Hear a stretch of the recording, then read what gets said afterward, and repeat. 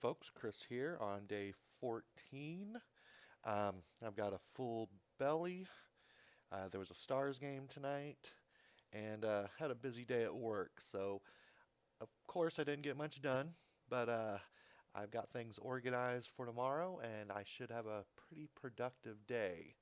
Uh, Again, it's going to rain all morning, so I'm going to get some things done, but the forecast changed a little bit, so I might have some time to go collecting scrap tomorrow evening.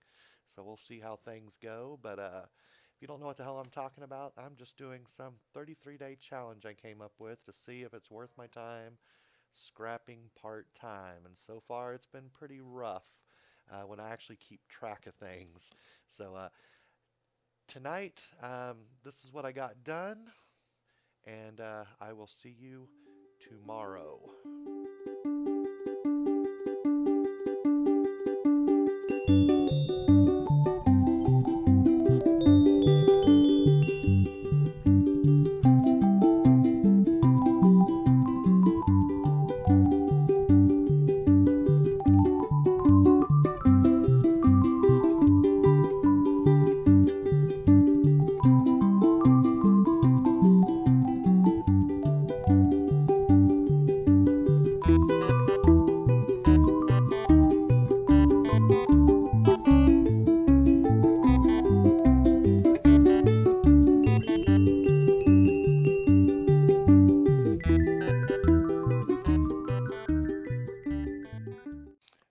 I know, I need to pick up the pace, and we're going to do that.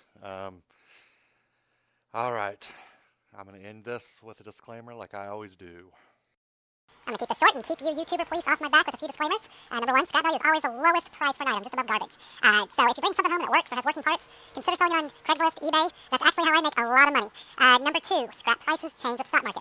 Good rule of thumb, like I stated, but not fact. When oil prices are high, usually scrap prices go up, and then vice versa.